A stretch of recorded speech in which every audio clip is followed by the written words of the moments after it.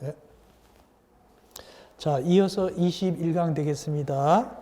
21강은 교재 페이지 189쪽, 괄호 5번, 지역, 직장 택잡, 조합원의 교체, 신규 가입 등입니다. 이제 조합원이 모자란 경우가 있어요. 왜냐면, 세대수가 늘어나가지고 모자란 경우도 있고, 또 그만둬가지고 또 모자란 경우도 있고, 등등. 이럴 경우에 이제 교체나 신규 가입이 하게 되는데, 이 경우에서 리모델링 주택잡은 자유롭습니다. 리모델링 주택잡은 교체나 신규 가입이 자유로운데, 지역 택잡, 직장 택잡은 제한을 받습니다. 마음대로 되는 게 아닙니다. 그래서 여기에 지역 1번, 지역 택잡, 직장 택잡은 조합설로 인가받은 후 조합원을 교체하거나 신규로 가입하게 할 수 없어요. 원래 안 된다는 뜻입니다. 그러나 예외적으로 할 수도 있다. 두 가지가 예로 됩니다. 첫째 뭐냐면 추가 모집, 승인. 두 번째 충원.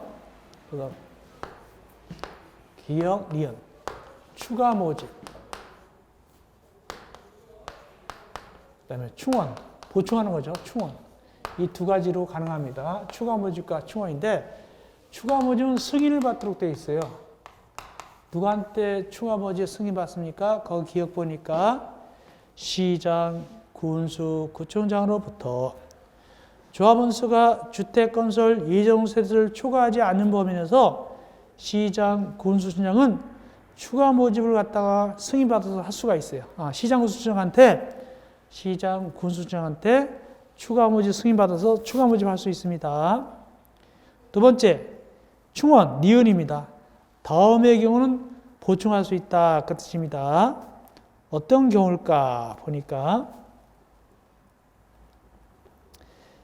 거기 A, 조합원이 사망했을 때 충원할 수 있고, B번, 사업계획 승인 이후에 입주자로 선정된 지위가 조그만 것이 생략하고 입주자로 선정된 지위가 양도, 증여, 판결 등으로 변경됐을 때 사업계획 승인받은 다음에 그 입주자로 선정된 지위, 입주권 같은 것이 양도, 팔아먹거나 증여하거나 판결 등으로 변경됐어요. 그때는 괜찮다. 사업계획 승인 이후에. 그러나 무조건 되는 것도 아니에요. 끝에 다만 64조 1항 1호에 따라 전매가 금지되는 경우는 제한다. 물론 이렇게 양도, 증여, 판결 등으로 변경될 때 충원할 수 있긴 있지만은, 그러나 64조 1항 1호는 안 된다. 투기과일주구에서 전매 금지될 때는 그거는 변경 안 된다. 투기과일주구입니다. 64조 1항 1호 투기과일주구에서 전매 금지되거든요. 그건 안 된다. 세 번째, C. 조합원이 그만둬가지고 주택건설 예정세대 50% 미만일 때, 원래 50% 이상 돼야 되잖아요. 50% 미만인 거예요. 채워야 되겠죠? 채운다. 50% 미만일 때. D. 조합원이 무자격자로 판정돼서 자격을 상실했다. 원래 조합원은 집이 없거나 80% 이하야 되는데 이걸 전산조합으로 집이 3채나 되더라. 그럼 무자격자죠? 그때는 그야만 상실했죠? 채워야 될 거 아닙니까? 동그라미 2번. 사업 계획 과정에서 주택건설 예정세가 변경됐다. 그래가지고 늘어나는 바람에 기존의 조합원 수를 해보니까 50% 미만밖에 안 되더라. 그건 채워야 되겠죠. 등등 이렇게 충원할 수가 있게 됐다. 그런 뜻입니다. 그런데 동그라미 2번입니다. 조합원 추가 모집되거나 충원되는 자가 조합원 자격 요건을 갖췄는지를 판단할 때는 해당 조합설 인가 신청일, 요거 추가 모집 승인일이 아닙니다. 추가 모집 승인일이 아니라 조합설 인가 신청일을 기준한다. 조합설 인가 신청일을 기준한다. 이게 뭔 소리가를 설명드리겠습니다. 자, 이런 얘기입니다.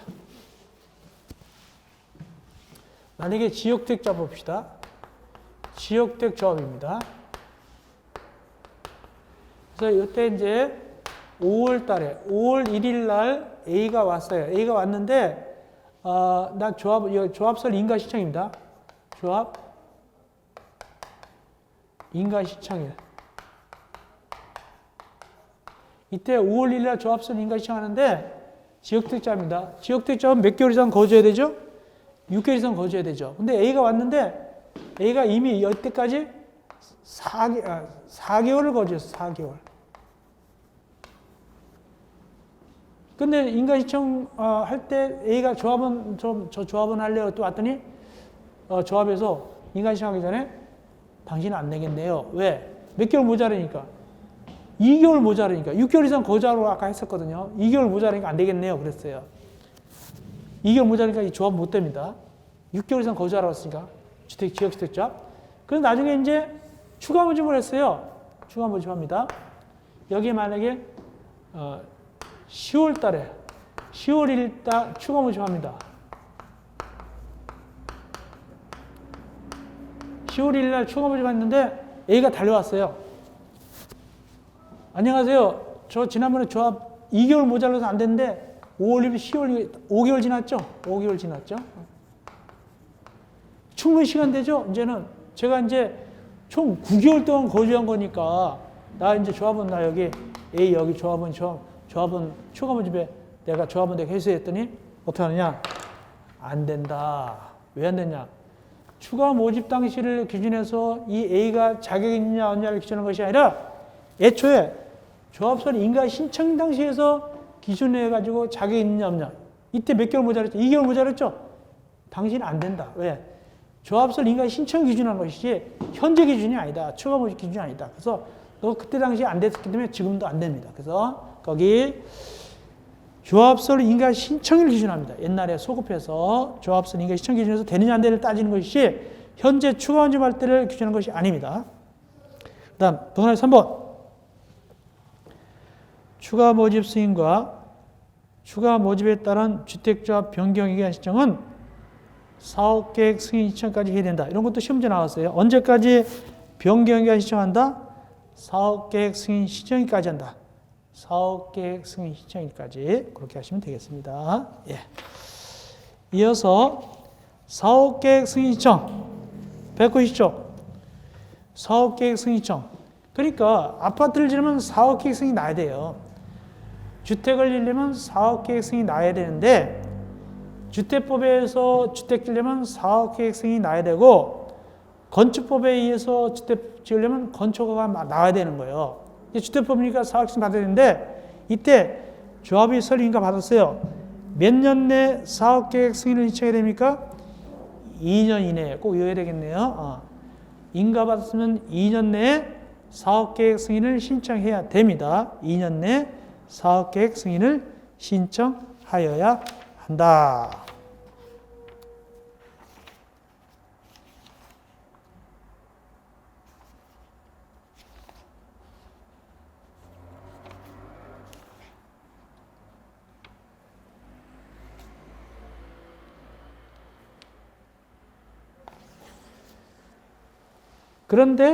그런데 가로 열고 주의하세요. 27조 1항 이후에 따른 사업계획 승인 대상이 아닌 리모델링 경우는 60조 이하에 따른 60조 이하에 따른 허가를 말한다. 이게 무슨 소리냐? 66조 2항 허가가 리모델링 허가입니다. 60조 2항은 리모델링 허가입니다. 그럼 이거 주의할 게 있어요. 천천히 다 봐드릴게요. 이런 겁니다. 자, 리모델링 주택조합 인가받았어요. 자, 인가받으면 몇 년 내 사업계획 승인 받으라고요? 2년 내 사업계획 승인을 신청해야 돼요. 사업계획 승인 신청합니다. 2년 내 사업계획 승인 신청해야 되는데 인가받았으면 2년 내 신청합니다. 그런데 요 사업계획 승인하는 사업계획 승인하는 리모델링 주택은 세대수가 30세대 이상 증가될 때 세대수가 30세대 이상 증가되는 리모델링 할 때 사업계획 승인 신청하는 것이고 만약에 나머지는 어떻게 하냐? 나머지는 사업계획 승인이 아니라 나머지는 리모델링 허가받는 거예요. 리모델링 허가를 받습니다. 리모델링 허가 받습니다. 이게 66조 2항이에요. 이것이 66조 2항에서 리모델링 허가 받는다. 그러니까 결국에는 둘 중에 하나예요. 리모델링 대조합은 2년 내 사업계획 승인 받는 경우도 있고 2년 내 리모델링 허가 받는 경우도 있어요. 예를 들어서 리모델링 대조합이 이렇게 이제 있는데 기존에 아파트가 있는데 여기 이렇게 세대수가 늘어났어요. 이것이 만약에 40세대가 늘어났다. 그러면은 뭐 받아야 돼요? 사업계획 승인 받는 거예요. 사업계획 승인 받고 3세대 안 된다. 10세대밖에 안 늘어났다. 10세대만 늘어났다. 그때는 사업계획 승인이 아니라 뭐 한다? 나머지가 리모델 허가 받는 거예요. 몇 조에서? 66조 2항에서 리모델 허가 받는다. 그래서 리모델 대조합은 사업계획 승인 받는 경우도 있고 리모델링 허가 받는 경우도 있어요. 괄호 내용입니다. 사업계획 승인 받는 경우는 보통은 2년 내 사업 승인 받고 사업계획 승인 대상이 아닌 거, 즉 30세대 이상 증가되지 않을 때 그때는 66조 2항 리모델링 허가 받는 거예요. 그렇게 됩니다. 동그라미 2번 주택조합은 등록사업자가 소유하는 공공택지를 주택건설 대지로 사용해서는 안 된다. 당연하죠. 등록사업자가 갖고 있는 땅을 대신 쓰면 안 됩니다. 주택조합 자체가 갖고 있는 걸 써야 되죠. 다만 경매 공매로 통해서 취득한 공공택지는 예외다.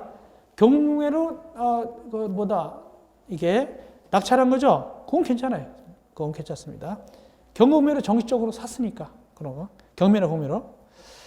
그다음 네 번째 주택조합의 업무 대행 등. 이게 작년에 나왔어요. 어렵게 나왔습니다. 주택조합의 업무 대행 등. 이것이 어렵게 작년에 나왔다. 이건 어려운 문제 나왔어요.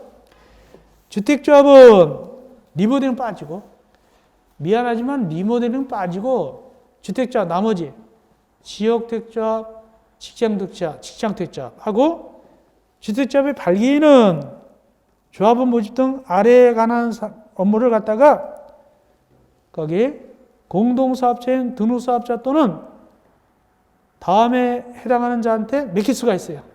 대행하게 할 수 있습니다. 자, 어떡하네? 이렇게 됩니다. 주택조합하고 발기인은 조합원 모집 등 아래 이에 따른 동그라미에 따른 업무를 갖다가 공동사업체인 등록사업자 또는 다음 어느 하나에 해당하는 자로서 대통령령으로 정한 자본금을 보인 자 외의 자에게 대행하게 할 수 없다. 거기 보니까 자본금이 맞아야 됩니다. 대통령령으로 정한 자본금을 보인 자 외의 자에게는 대행하게 할 수 없습니다. 또 공동사업체인 등록사업자한테도 대행하게 할 수 없고 봅시다. 그래서 일단은 누구한테 대행하게 하느냐? 거기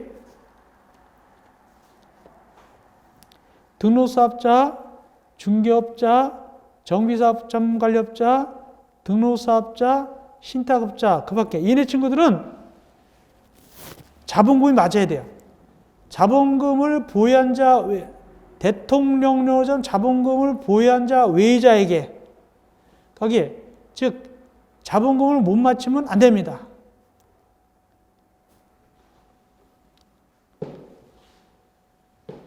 그래서 거기 보니까 등록사업자, 중개업자 등은 자본금이 많아야 돼요.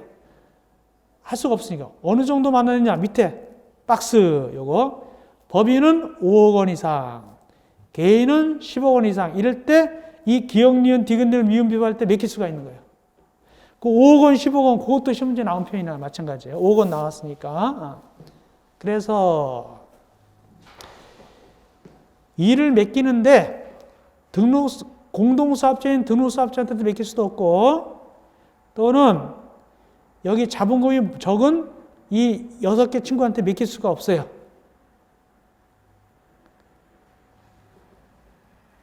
보겠습니다. 네.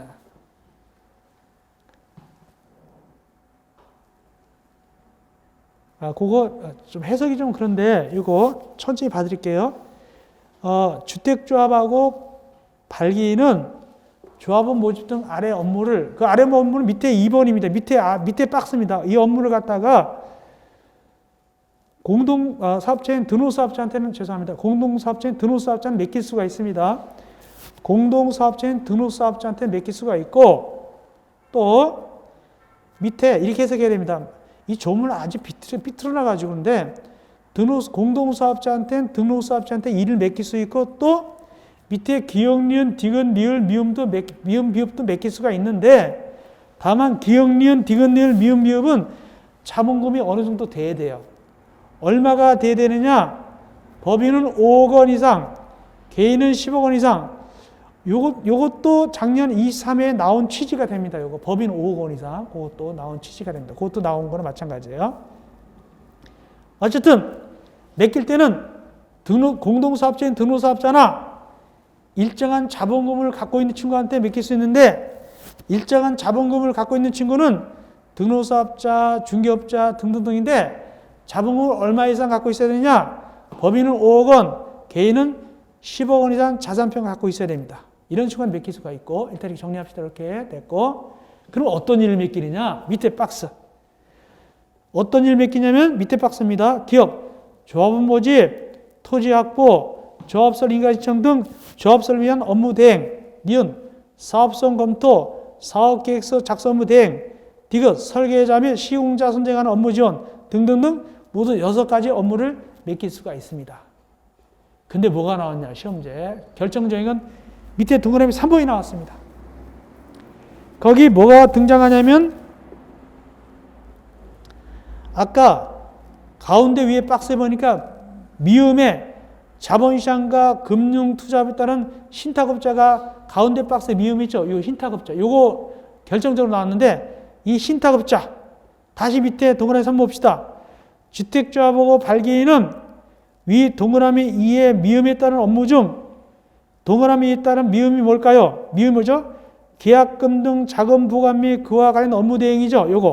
요거는 누구한테만 맡길 수 있냐? 다시 위 동그라미 1에 미음에 따른 신탁업자. 누구죠? 미음 보니까 자본시장과 금융투자업에 따른 법률에 따른 신탁업자. 이한테만 맡기게 되는 거예요.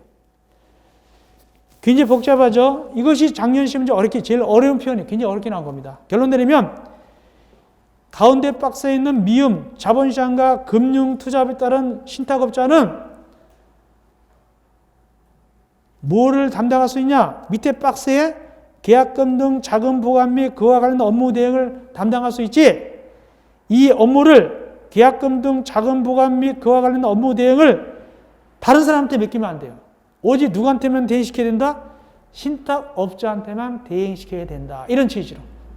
이거 시험문제 나왔습니다. 이것이 정답이 여기서 나왔어요. 어렵게 이 조합 업무 대행 등이 23회 때 나왔었다. 그래서 굉장히 어려운 문제에 속했어요. 40문제 중에서 한 서너 문제가 어렵긴 한데 이 서너 문제에 속한 것이 이것이었어요. 어려웠습니다. 법조문도 아주 비비고 나가지고 이해하기 어렵게 하는데 다시 한 문제 정리해 드리겠습니다. 그래서 결론을 내면 정리해 드리겠습니다. 주택조합하고 발기인은 밑에 동그라미 2번 조합원 모집 이런 것 등등을 누구한테 맡길 수가 있느냐? 공동사업체인 등록사업자나 가운데 박스에 있는 등록사업자, 중개업자, 또 정비사업 전문관리업자, 또 등록사업자, 신탁업자 등한테 맡길 수 있는데 이 가운데 있는 박스에 있는 등록사업자나 신탁업자나 정비사업 전문관리업자는 자본금이나 자산평가액이 커야 돼요. 얼마나 커야 되느냐? 가운데 밑에 박스 보충학습 보니까 법인은 5억 원 이상, 개인은 10억 원 이상 가져야 돼요. 이래야만이 밑에 동그라미 2번 밑에 있는 박스 2를 맡길 수가 있는데 조합원 모집, 토지 확보 등등을 맡기는데 다만 동그라미 미음은 계약금 등 자금 보관 및 그와 관련 업무 대행은 요건 누구한테 맡기느냐? 요것은 위에 가운데 박스 니을에 있는 부동산 개발업의 관리 및 육성하는 범위에 따른 죄송합니다. 미음에 있는 자본시장과 금융투자업에 따른 범위에 따른 신탁업자한테 맡길 수가 있어요. 그래서 오직 신탁업자한테 맡기는 건 어떤 것만 맡길 수 있느냐? 밑에 박스에 계약금 등 자금의 보관 및 그와 관련된 업무의 대행은 신탁업자한테 맡길 수 있지 다른 자한테는 맡길 수가 없다. 이렇게 되겠습니다. 이거 어렵죠? 이렇게. 그거 시험 문제 나왔다. 자, 그 다음에 올라가서 이건 읽어보는 정도 하시면 되겠습니다. 191쪽에 위에 따른 업무 대행자는 업무 대행자가 아까 비유까지 6가지가 있었죠. 6가지 친구들은 그 중에 하나가 누구냐면 신탁업자도 들어가죠. 그리고 자본금이 5억 원 이상이고 10억 원 이상 자산평가액이죠. 이런 친구들은 국토교통부령이 정한 바에 따라서 사업연도별 분기마다 1년 4번이죠. 해당 업무 실적 보고서를 작성해가지고 주택조합 또는 발기인에게 제출해야 되고, 그 다음에 업무 대행자는 업무 실적 보고서를 분기 말부터 구체적으로 언제 제출하느냐? 그러니까 분기마다 제출하는데 구체적으로 언제 제출하냐? 해당 분기 말일부터 20일 이내에 제출하면 돼요. 그것이 바로 4번이고, 5번째, 업무를 대행하는 자는 아까 6가지가 있었죠. 이 대행하는 자는 신탁업자 포함해서 신의 성실에 따라서 성실하게 업무를 수행해야 되고, 신의 성실은 민법에서 들어봤죠. 신의 성실의 원칙.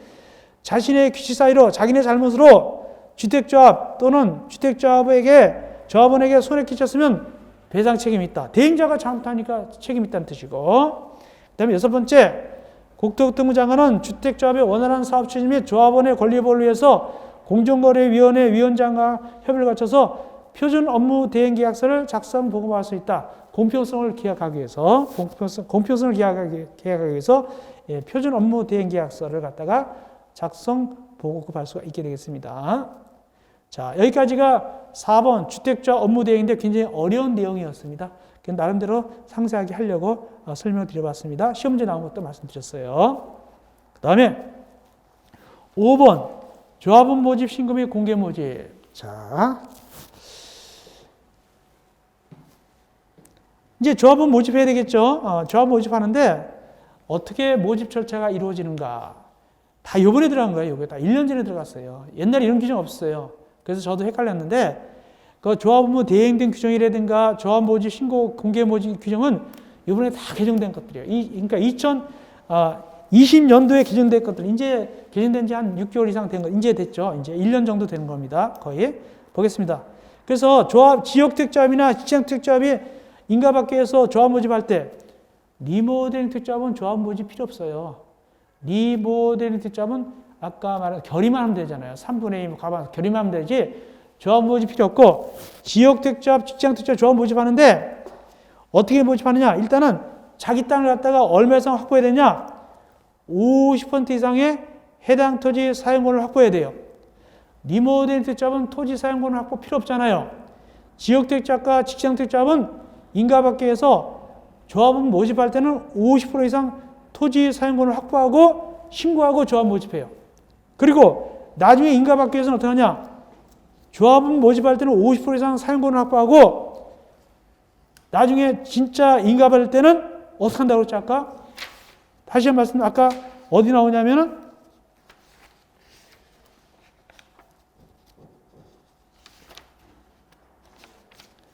183 밑에 183쪽 밑에 보니까 대지 80% 이상 권은 확보, 15% 이상 토지 소유권 확보, 이래야지 인가를 받는 거예요. 이렇게.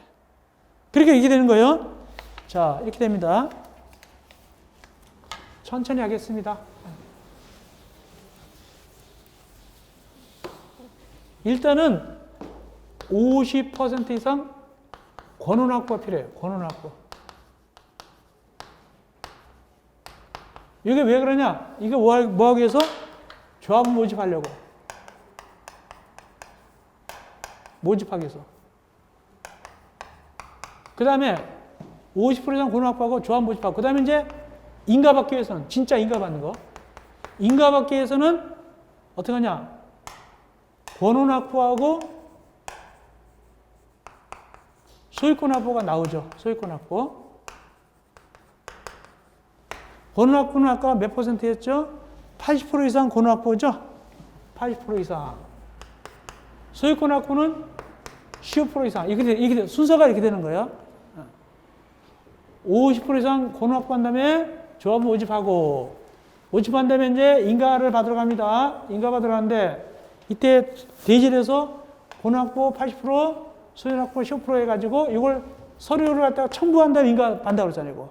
제출할 때, 인가 서류 제출할 때 첨부하죠. 이거 첨부한 다음에 인가 받는다고 말씀드렸습니다. 이렇게 됩니다. 순서가. 그리고, 리모델링 주택조합.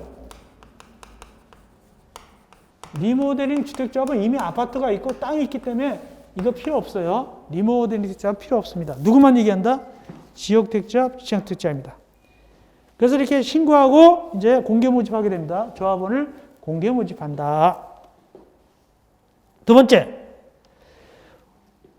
2번. 이렇게 이제 공개 모집했는데 그 후에 조합원이 사망, 자격상실, 탈퇴 등으로 또 모자라는 거예요. 그땐 재모집해요. 재모집할 때는 신고할 필요가 없어요. 신고하지 않고 선착순으로 모집할 수 있다. 아까 최초 공개 모집할 때는 신고합니다. 누구한테 신고했을까요? 시장, 군수구청 신고하고 공개 모집했는데 두 번째로 재모집할 때는 그냥 선착순으로 모집하면 돼요. 신고하지 않고. 그것이 동그라미 2번입니다. 그 다음에 동그라미 4번.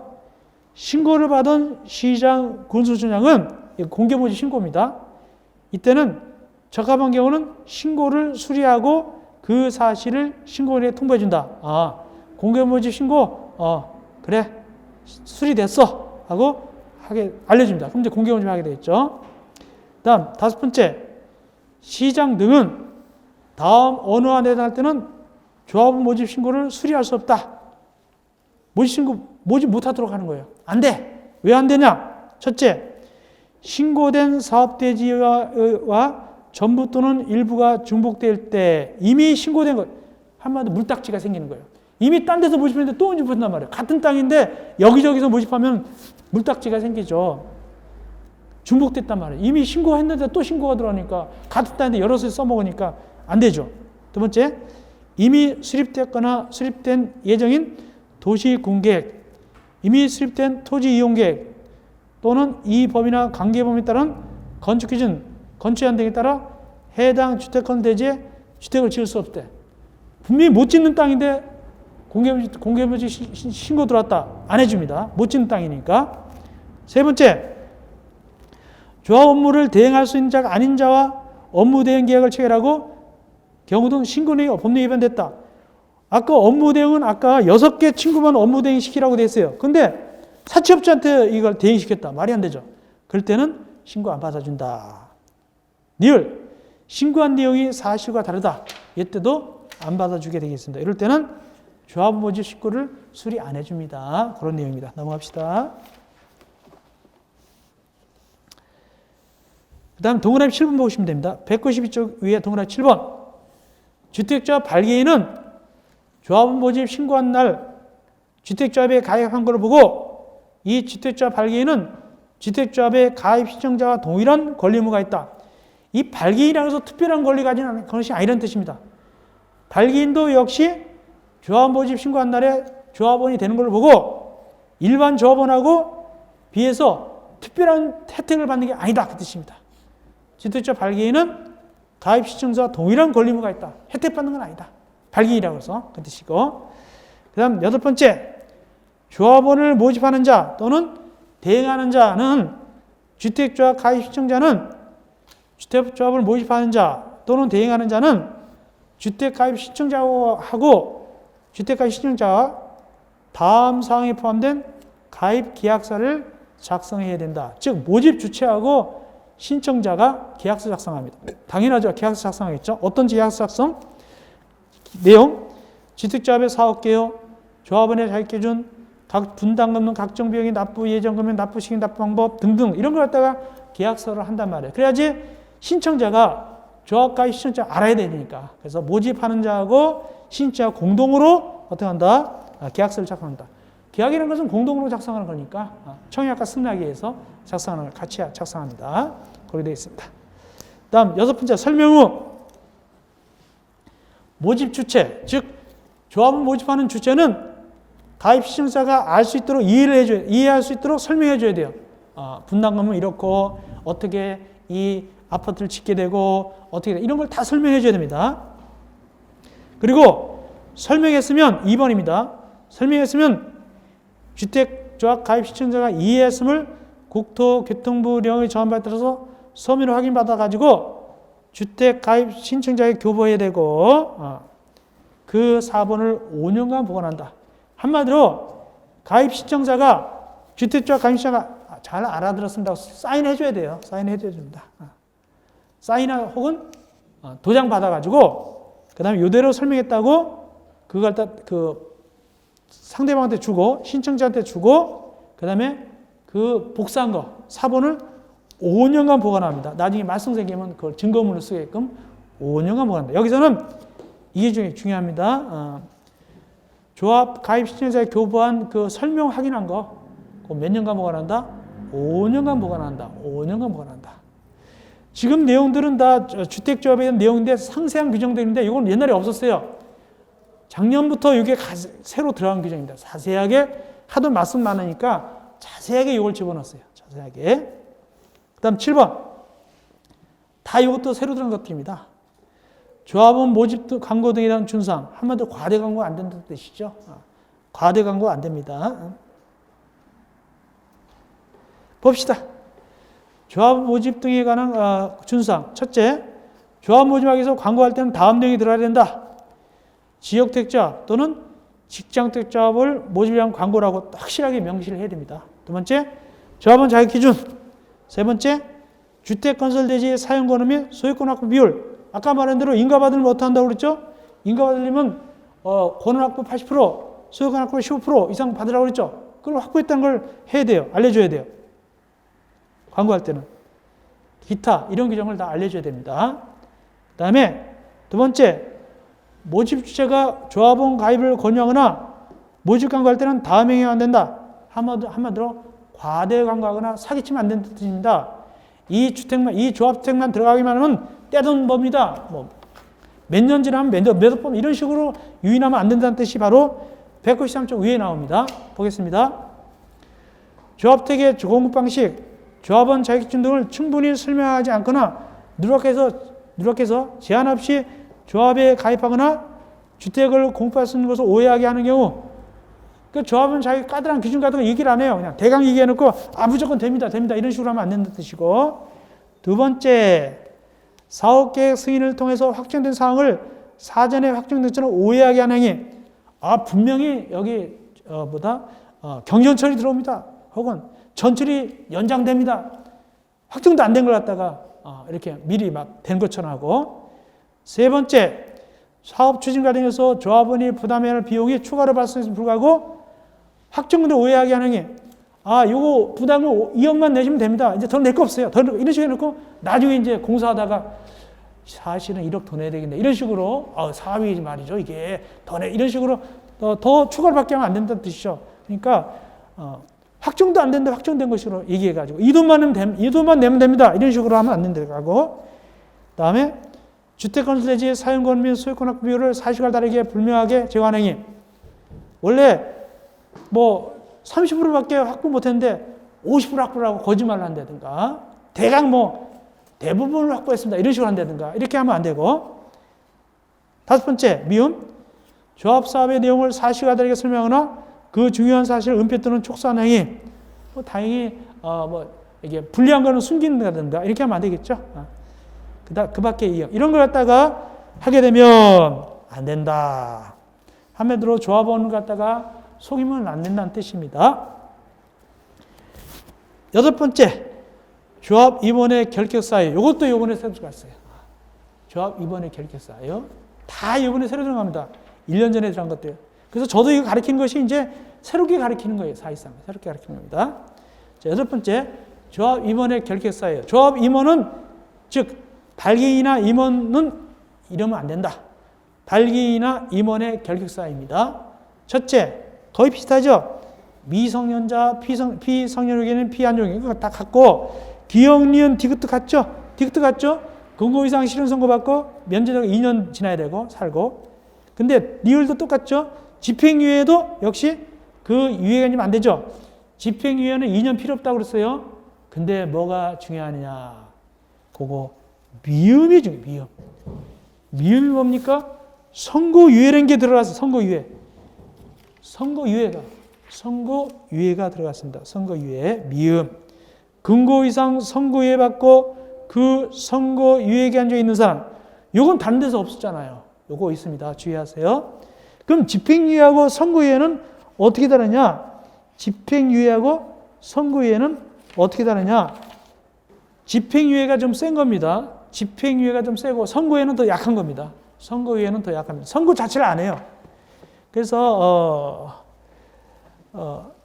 1년 이하, 그냥 들어만 넣으세요. 1년 이하 징역 금고 자격정지 벌금을 할 때 1년 이하입니다. 선고유예는 선고 자체를 안 하면 2년 지나면 그냥 없어져 버립니다. 선고유예는 더 약한 겁니다.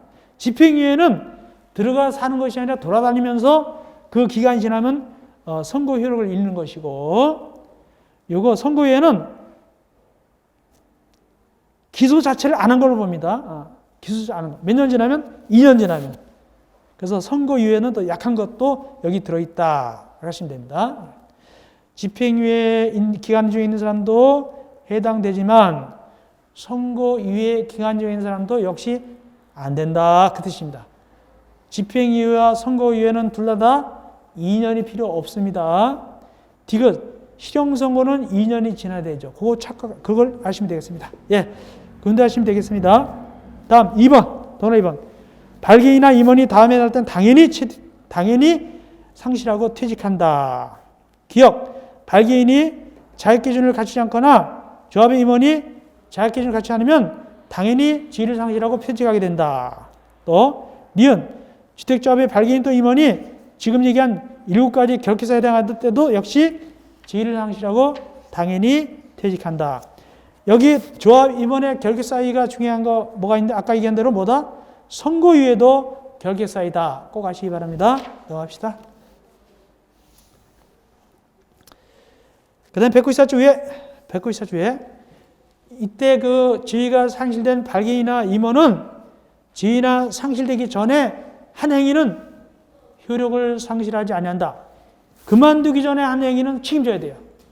그만둔 이유는 안 되다 한다라도 그만두기 이전에 한 행위는 효력을 상실하지 아니한다. 책임져야 된다. 그만두기 전까지 한 행위는 책임져라. 그 뜻입니다. 더구나 4번. 주택조합의 임원은 다른 주택의 임원, 직원, 발기인을 겸할 수 있다. 곁다리 하면 안 돼요. 다른 데도 같이 겸하면 안 돼요. 여기저기 겸하면 안 됩니다. 그러시고. 그 다음에 9번째, 실적보고 및 관련 자료의 공개. 이건 행정청이 감독하기 위해서 감독 자료를 갖다가 받는 겁니다. 그래서 발기인이나 임원은 실적 보고서를 누구한테 제출하냐? 국토교통부 령이 정한 바에 따라서 분기마다 작성하게 가지고 거기에 분기의 말일부터 30일 내에 작성합니다. 자, 30일 내에 작성하게 됩니다. 사업 연도별로 분기마다 작성하게 되는데 구체적으로 언제까지 작성하느냐? 해당 분기 말일부터 30일 이내 작성하게 된다. 그래서 작성합니다. 그걸 갖다가 사업 연도별로 분기마다 작성합니다. 실적 보고서. 그런데 하시면 됐고, 두 번째, 발기 임원은 다음에 관한 서류 및 관련 자료가 작성되거나 변경된 후 거기 15일 이내에 이를 조합원이 알 수 있도록 인터넷과 그 밖의 방법을 병해서 공개되고, 또 그러나 조합원 임원 또는 발기인은 미음에 관한 사항은 공개할 때는 50% 이상 동의받으면, 조합원의 50% 이상 동의받으면 대강만 공개할 수 있다. 어떤 건데? 미음이 뭔데? 거기 미음이 뭐냐면 사업 시행계획서. 사업 시행계획서에 관한 사항은 50% 이상 동의받으면은 대략적인 것만 공개할 수 있다. 이런 공개 내용이 되겠습니다. 실적보고와 관련 자료 공개 내용이었습니다. 실적보고 작성은 분기마다 작성하는데 해당 분기의 말일부터 30일 내에 작성해야 되고 관련 자료는 15일 내에 거기 조합원이 알 수 있도록 인터넷과 그 밖의 방법으로 병행해서 공개하게 되는데 특별히 50% 이상 동의받으면은 미음, 즉 사업시행 계획서를 갖다가 개략적인 내용만 공개할 수도 있습니다. 그 뜻입니다. 네, 그렇게 하시면 되겠네요. 자, 다음 내려가서 거기 만약에 그 서류와 관련 자료를 조합원이 복사해 주세요. 열람하겠습니다. 그러면 며칠 내에 그 요청에 따르느냐? 15일 내 요청에 따라 가지고 복사를 해주거나 또는 열람을 해주는데 다만 복사할 때는 복사비가 들어가거든요.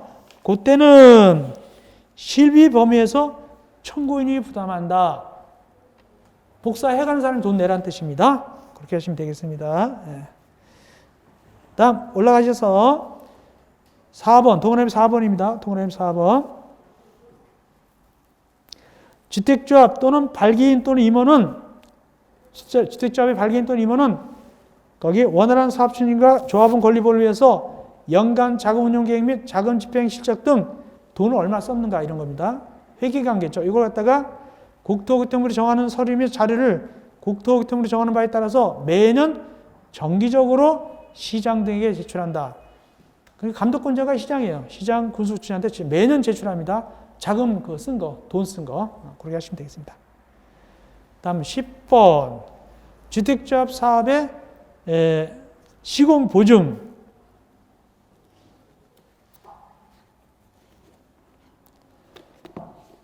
주택조합이 공동사업체인 시공자를 설정했을 때 주택조합이 공동으로 할 수 있다고 그랬죠? 공동으로. 이때 시공자하고 같이 공동하게 됩니다.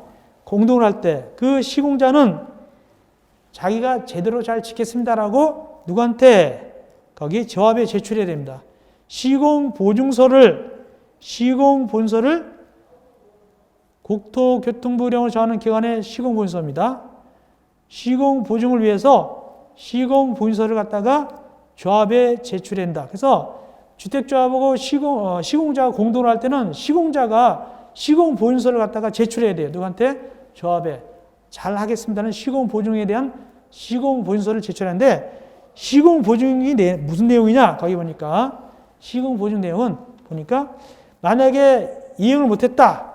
그때는 시공자를 대신해서 못하는 금액의 50% 이하 범위 내에서 대통령으로 정하는 비율, 즉 30% 이상, 30% 이상의 범위에서 주택조합이 정하는 금액을 납부하고 보장하는 것. 한마디로 그 공사비에 얼마를 보장한다? 30% 이상을 보장해준다. 50% 이하 30% 이상 보장해준다. 그 시공 보증한다는 뜻입니다. 이행을 못할 때. 그래서 공사비의 30% 이상, 전체적으로 50% 이하를 보증하는 그 보증서를 갖다가 시공자가 누구한테 제출해야 된다? 주택조합한테 제출하게 됩니다. 2번. 사업계획 승인권자는 나중에 사업계획 승인 받으면 착공하거든요. 이때 착공 신고 받을 때 이 시공자가 보증서 제출했나 안 했나를 확인하여야 된다. 확인하면 되겠습니다. 11번. 주택조합에 대한 감독 등. 감독 주체는 누굽니까? 국토교통부 장관, 시장군수장입니다. 국토교통부 장관, 시장군수장은 주택공급에 관한 질서를 유지하기 위해서 필요한 지정할 때 국가가 관리하고 있는 행정전산망을 통해 이용해서 조합원 자격 등에 관한 필요한 사항을 확인할 수 있다. 2번. 시장군수청장은 주택조합이나 구성원이 다음에 나갈 때는 설립 인가를 취소할 수 있다. 주약은 취소해야 된다가 아니라 취소할 수 있는 거예요. 취소해야 한다가 아니라 취소할 수 있는데 뭐를?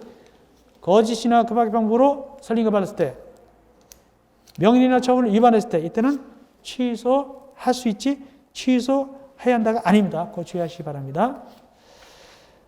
그 다음에 196쪽. 굉장히 지루한 편이죠. 제가 강의할 때 중요한 건 아주 중요하다고 얘기할 겁니다. 이 부분은 조금 지루한 편이 있어요. 조금 그렇습니다.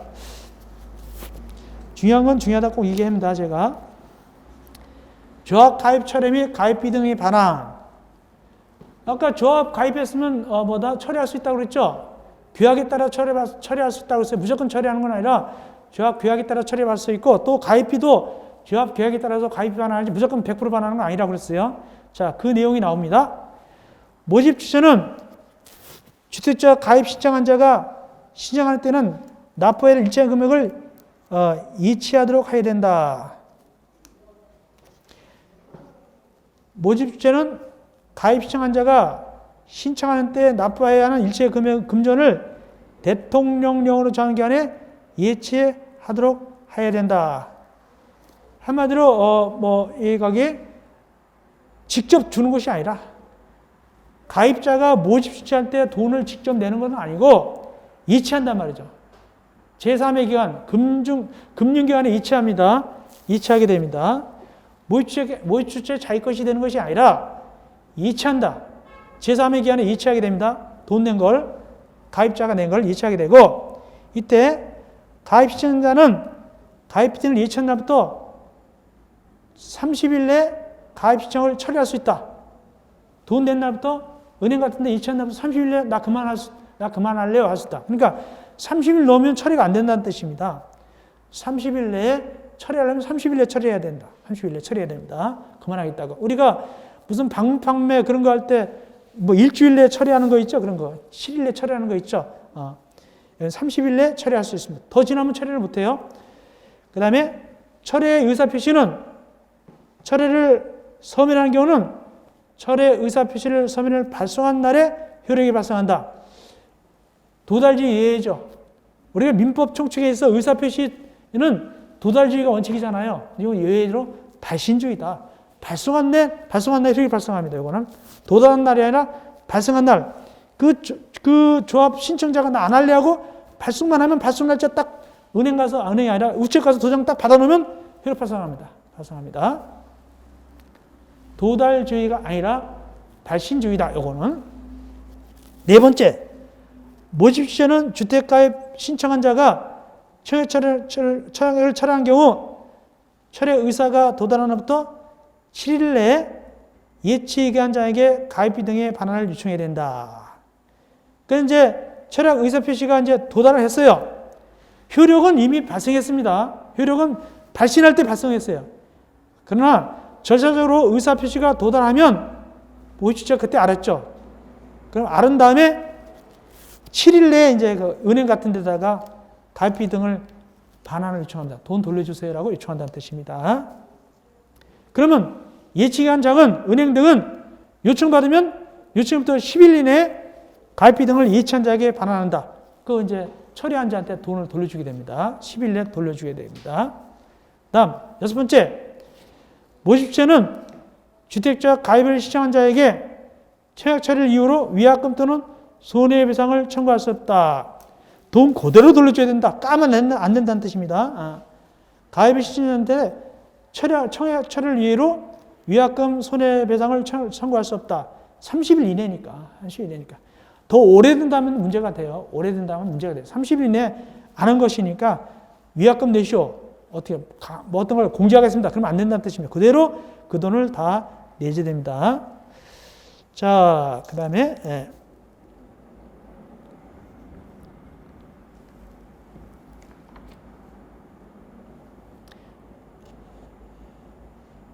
그 다음에 기타 내용은 대통령령으로 정하는데, 대통령령으로 정하게 되겠습니다.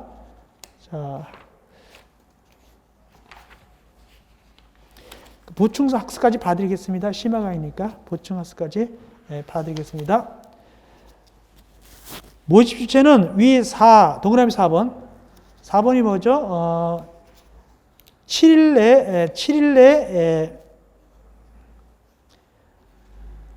내에 이제 이치권자한테 반환 요청하죠. 즉, 반환 요청할 때는 요청서를 예치기한장에게 제출하여야 한다.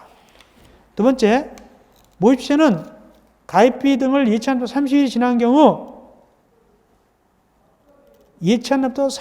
지난 경우 예치기한장에게 가입비 등의 지급을 요청할 수 있다. 이 경우 모의 주체는 국토기토부이 정하는 요청서를 예치기관장에게 제출하여야 한다.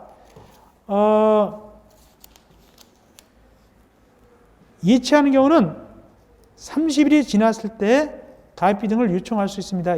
구체적으로 30일이 지난 경우에 예치한다면 30일이 지난 경우 지급을 요청할 수 있고 그전에는 안 되고 30일이 지난 경우 예치할 수 있고 세 번째 요청받은 그 기관장은 10일 내에 지급하게 되는데 누구한테 지급하느냐 보니까 구체적으로 보관 업무를 대하는 신탁업자한테 지급하게 된다. 신탁업자. 직접 그러니까 원래 그 법의 규정에 의하면 가입 신청자한테 주는 것처럼 되어 있지만은 실제 영의에 의하면 신탁업자를 거친 다음에 돈이 돌아가는 거예요. 중간에 신탁업자한테 일단 준 다음에 신탁업자가 그 다음에 네 번째입니다. 계약금 등의 자금을 보관하고 대행하는 신탁업자는 지급받은 가입비 등을 신탁업자 명의로 예치하고 이를 금융자산과 분리해서 관리된다. 다음, 예치기관장은 정보통신망을 이용해서 가입비 등의 예치 지급하는 데 필요한 업무를 수행할 수 있다. 이 경우 예치기관장은 전자서명 및 인증 등을 신청인 본인 여부를 확인해야 된다. 어쨌든 결론 얘기하면은 그 가입비 예치 금액은 예치기관에서 누구한테 일단 넘어가고 신탁업자한테 넘어가게 되겠습니다. 그 다음에 신탁업자 명의로 한다면 신탁업자한테 이제 그 다음부터는 여기는 안 나왔지만 본인한테 그 가입자한테 넘어가게 돼. 이런 절차가 마련되어 있다 정도 아시면 되겠습니다. 굉장히 복잡하게 되어 있습니다. 새로 요번에 만들어진 규정이 되겠습니다. 그 정도 보시면 되겠습니다. 그 다음에 이제 197쪽 13번 굉장히 중요한 부분입니다. 이건 작년에도 찍었는데 나왔는데 이건 올해도 나올 수 있습니다. 그래서 197쪽 22강 197쪽에 13번 22강은 우리가 197쪽은 22강에서 만나 뵙겠고 13번 주택자배 해산도 이거 시험지 나왔고 예상 문제도 작년에 많이 냈었습니다. 모의고사 주관식문제 많이 했는데 나왔습니다. 또 나올 수 있다. 아주 중요한 부분이 되겠습니다. 이것은 우리가 22강에서 만나 뵙겠습니다. 여러분들 고생 많았습니다. 굉장히 지루한 부분이고 새로 개정된 굉장히 절차적인 내용들인데 굉장히 딱딱한 부분이었죠. 새로 들어갔기 때문에 그래도 나름대로 설명했지만 좀 굉장히 지루하게 느껴졌을 겁니다. 이제 이어서 22강에서는 197쪽 13번 주택조합의 해산 등 거기에 대해서 중요한 부분을 공부하게 됐습니다. 여러분들 고생 많으셨습니다.